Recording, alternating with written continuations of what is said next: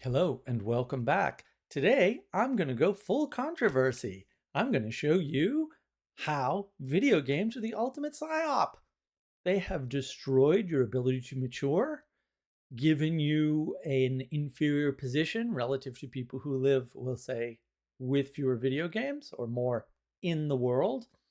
And I'll show you how all of this operates and why you didn't notice.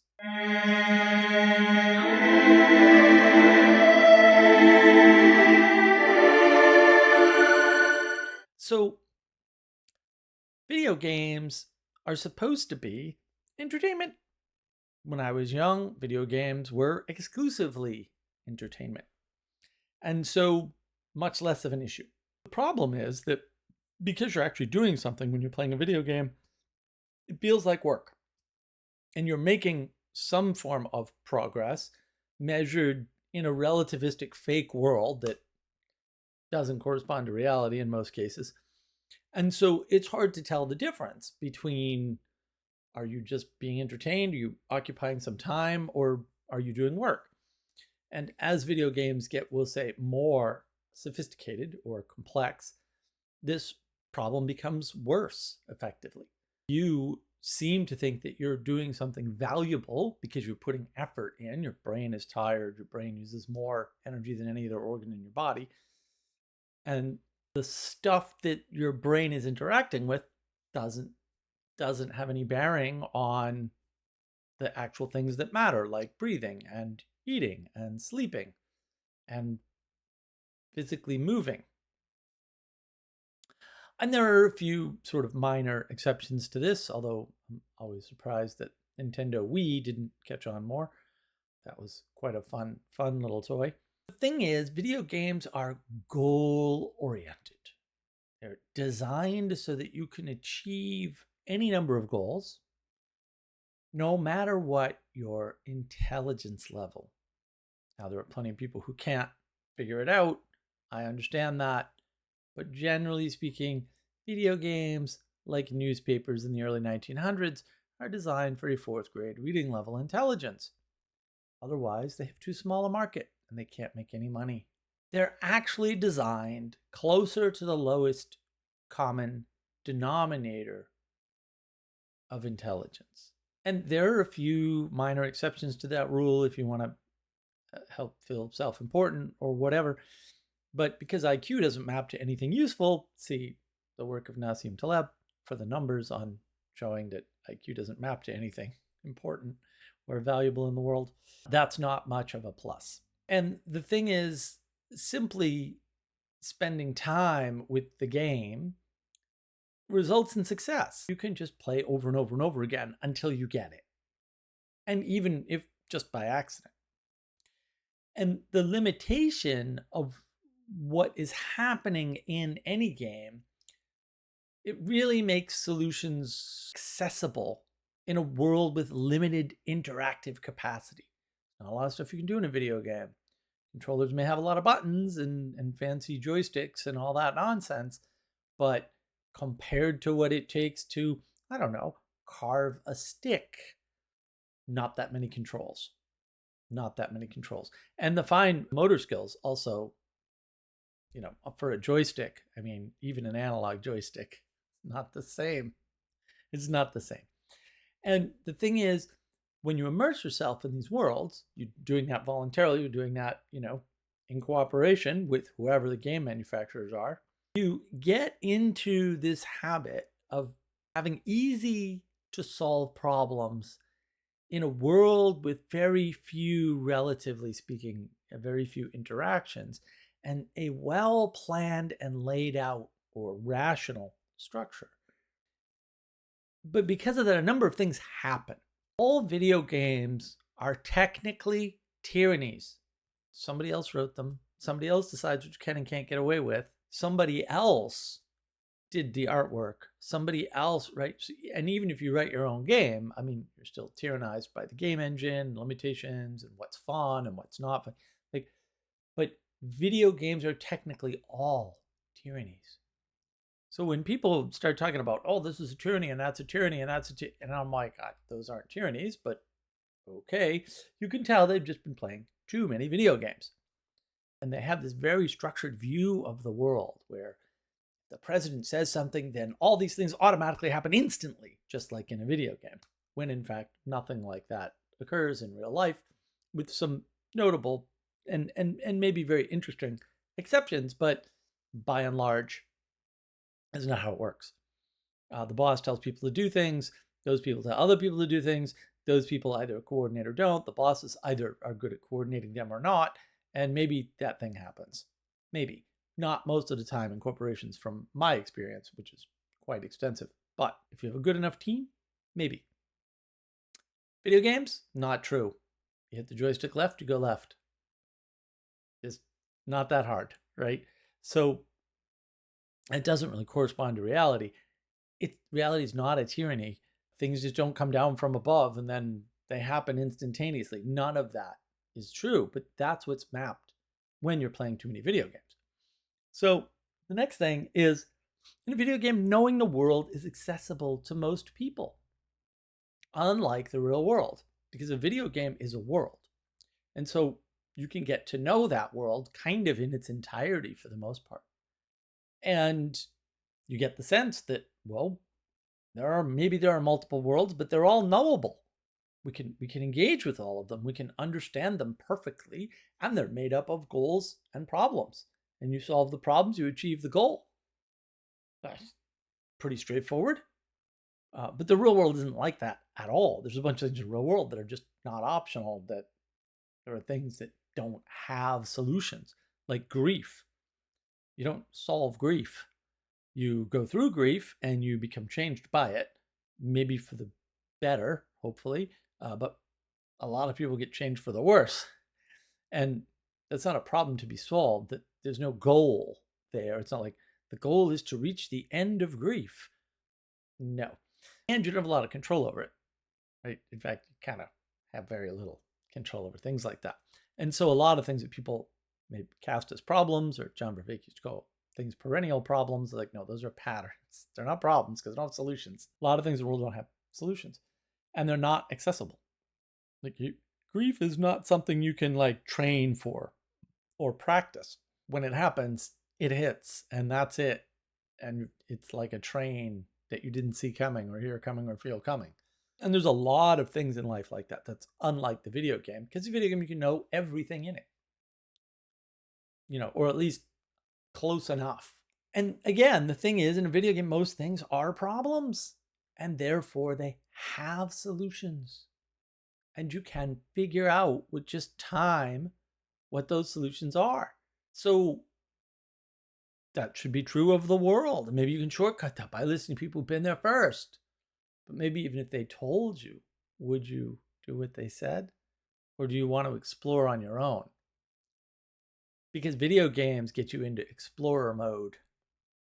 And you think, oh, the world is just one giant thing to explore, not an interaction to have to shape reality itself in a way that allows me to cooperate with myself, nature, and others. For example, see the 3 frames. It will help you. Video games don't have 3 frames. Video games have 0 frames. And the thing is, in a video game, most of the things you encounter that are problems and that are solved are moving you towards something. And in life, there's a lot of stuff you do that you don't make any progress in, because life has this quality of entropy.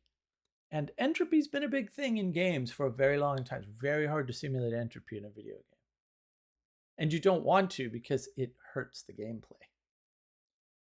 So once you sort of understand that, you can kind of maybe get an appreciation for video games aren't mapping to the real world at all. And then when you go in the real world and you need to make up for entropy, you do a lot of things that don't make you any progress at all. They just keep you standing still. And in the video game, that's generally not true. So this brings up the topic of trade-offs, which, of course, I have a video about. The trade-offs in a video game are not obvious if there are any. Many video games don't have any trade-offs. You can kind of like win everything in the game. And a few of them like, oh, In the real world, everything's a trade-off, and every trade-off cuts off a huge branch of possibilities. For most people, not for everybody, there are a few exceptions to this, but they're not you. I can already tell that. Most people can get a degree in one thing. Some people can be a doctor and a lawyer. Those people exist. Probably not you. In the video game, that's not true. You can be both. But in the real world, you're going to go through your how many years of school? Like you have a limited amount of time, a limited amount of attention and energy and resources. Are you going to be a doctor or a lawyer? The odds that you're going to be both are vanishingly small. But in a video game, they're not. And that's a real problem. That's a huge, huge problem people don't account for. So you don't see these trade-offs. And the trade-offs that you make in video games are typically minor. They're minor decisions. And because video game is no knowable world, you can make very simple calculations for whether or not you want to do something over something else. The real world, it's really not clear. Really not clear. Do I take a full-time job, make a little bit less money, or do I take a contract? Contracting is mostly a scam. So just to let you know. On the other hand, full-time job, most companies go out of business. There's a trade-off there. You want to take the risk? Which risk do you want to take? Because it's not do you want to take the risk, it's which risk do you want to take. The other thing is with video games, the number of moves or interactions or relationships that you have to track is very low. Very low compared to the real world. Very simplistic, very flat, very straightforward, and you really don't get a sense for the complexities of things like errors. What do you do when somebody makes a mistake and you call it out and then their behavior changes? It's like, oh, well, of course it does because they made a mistake and now they're correcting it. You don't have that in a video game. Those complex sorts of, and that's a relatively simple, complex relationship, almost impossible to put into a video game. And even if you did, too simple. The world is much more complex, much more. Can't get a sense for that from a video game. But you do get a sense for resolving relationship conflicts. They're just not exaptable to real life. They don't transfer out of the video game. Now, some skills do, but by the age of 8, you should have already acquired those skills. And maybe you acquired some of them through a video game. That's fine. But after that, I got questions. And the thing is, the video games give you a very strange idea of hierarchy. Hierarchy is what you rise through in a video game. So you go like from the bottom to the top. It's not a comforting space that resolves domicide like it is in the real world. Oh, this is where I belong. I don't need to worry about all these things that are bigger than me, like foreign wars or which direction this institution is heading in or the corruption in the education system. Like you just don't need to worry about all that. And to the extent that you do, you need to worry about it very locally. Very locally. And the hierarchy is what gives you the ability to do that. Oh, I'm going to let the diplomats handle the wars, and I'm going to let the politicians deal with the education problem, and maybe they're local politicians, and maybe I can engage in that in some local way. But I'm not going to worry about like education in the United States just because I live there. That's the wrong part of the hierarchy. There's part of the hierarchy that deals with that for me, so I don't have to. Maybe I have to pay attention to them, but I don't have to pay attention to the problem. Video games, that's not true. You can skill up until you're at the part of the hierarchy where you can deal with the problem. It's just that's not the real world at all. And while some people do rise in the hierarchy in the real world, it's a vanishingly small percentage of the population, of any population, right? And probably not you. Probably not. The conditions for rising the hierarchy are completely different. It's not about solving easy problems over and over again, just using time and quote intelligence or memory or whatever, and your skills at hitting a joystick real fast. It's not like that in the real world. And The thing is, when you see video games enough, when you engage with video games enough, we'll say over and over and over again, one of the side effects of that is that that's how you model the world. You start to model the world as if it's a video game, as if it's this flat interaction of problems and solutions rising through the hierarchy to get to the top. But the real world isn't like that. If you try to rise to the top, you're just going to get upset and frustrated and anxious, because the odds that you can rise at all are very low. But the more video games you play, the more you'll sink, because that's easy. Because again, there's entropy in the real world, and you have to overcome that. And while you're playing a video game, you're not overcoming entropy. So you're definitely falling behind in some sense. The other thing is, and this is such a bugaboo of mine, nobody talks about, subconsciously, you get a sense that you're trapped and that life is pointless because you have no control, because it's actually true in a video game. The control that you have in a video game was granted to you by the makers of the video game. So is it your control if it was granted to you by them? Oops. Unconsciously or subconsciously, you understand this. Your subconscious mind is much smarter, much more rational, much more logical than your conscious mind. I don't know why nobody talks about this, but actually Freud and Jung were right about that. That's what's driving the bus, and that's what's steering things to a large degree, not your rational conscious mind at all. And that's well studied and well shown in the research.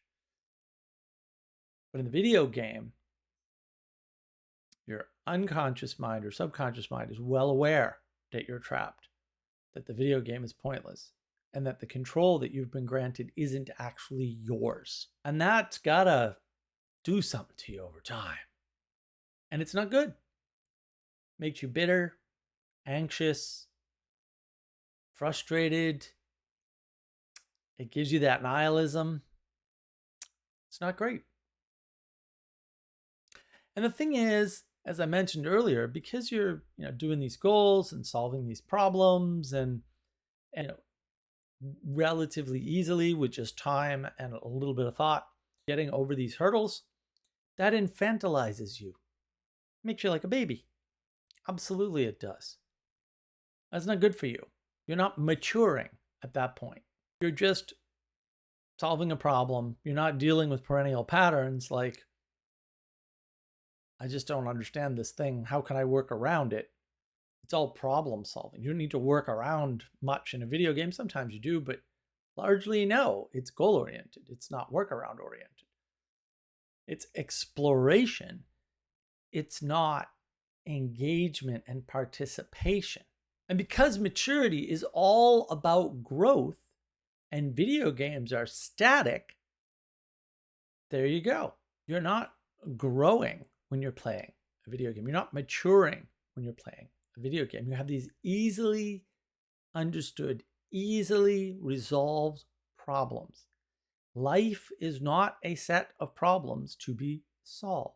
The ability to die and come back, earn extra lives, and save progress destroys your ability to sense momentum in the world. I mean, you can't sense momentum in the world because you're not moving. You're infantilized in the video game. You're not maturing. So you don't see how things mature over time. You don't see like, oh, this is coming down the pike in 5 years, 10 years, whatever it is, because video games don't give you a sense for that, especially not on those time scales. Because of these things, you don't understand momentum. And so you don't see things coming at all. And other people do. They go, oh, this is coming down the pike and immigration is going to become an issue. When I was young, no one charged for ATMs at all, ever. Banks did not charge for ATMs. I knew eventually they would. I knew that was going to happen. And it did. Took quite a bit of time, but I knew the momentum was there. I've seen the patterns, we'll say, in reality play out. They look very different from video game patterns, by the way. Right? And a lot of people, and you're going to see this more and more and more, are mapping things to video games. They're saying, oh, life is like a video game in this, or getting a job is like a video game in this way. It's not. What they're doing is they're saying video games are highly proceduralized, infantilizing devices that are very easy for you to engage with and don't give you a sense of momentum or change in the world. Because video game worlds don't actually change all that much, if at all. What ends up happening is you're just looking at procedures that work within a system that is going to change over time anyway. Not all systems, but almost all systems change over time. How you do banking has changed in my lifetime. Several ways. I can deposit a check without even going to the bank. And then I can deposit a check without even going to the bank using my cell phone. Now I can give people money using my cell phone. It's a whole different way to bank. Now that momentum, I understood, was there. And so all those features were coming eventually. Didn't know when, and I didn't really care, and I still actually don't, because I'd actually rather go to the bank. I have a credit union. They're rather nice. Rules that apply to banks don't apply to credit unions, and they're super friendly. I like being around friendly people once in a while. I think it's good. So I'd rather deposit my check there. I can't just save my state with my bank, go off and do something else, and then come back. It doesn't work that way. If you stop relating to something, you lose momentum on that relationship and it doesn't grow. But because entropy exists in the real world and not typically in the video game world, you don't understand the importance of revivifying, of going back to things, rereading that book you read 10 years ago. These are all important engagements that you don't get a sense for in a video game. Video game flattens the world, it flattens time, and it destroys your ability to interact with reality. Now, again, you can make the argument that if you're 8 years old or 6 years old, learning video games zaps out a bunch of, we'll say, physical skills or whatever. It's a weak argument at best, but okay. But it certainly doesn't work when you're in your teens or your 20s or your 30s. And you can make all kinds of arguments about, well, I learned cooperation by playing video. Okay, you would have learned cooperation 10 times better by getting out in the playground. And the bottom line is adults have playgrounds too. They tend to do weird things like play tennis, or is the big thing now is pickleball, or go dancing, learn dancing, or they go to, meetings about something and, interact. And those are way better than video games for learning those very same skills, except you can learn them with all the nuance and all the richness and all the potential outside of the thing you're doing that never can happen in a video game, ever.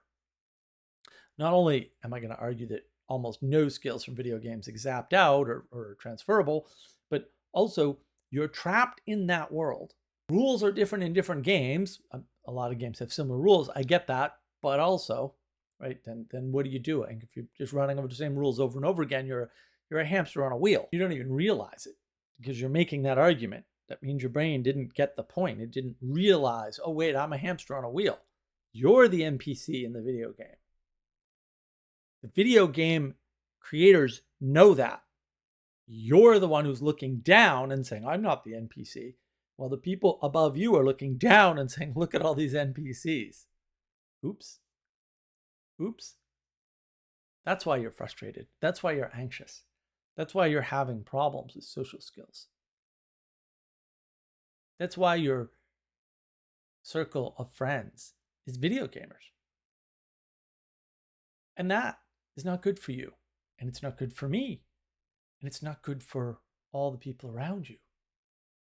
What you need is to be better because the world needs you. And the world needs you. So be better. Thank you for your time and attention.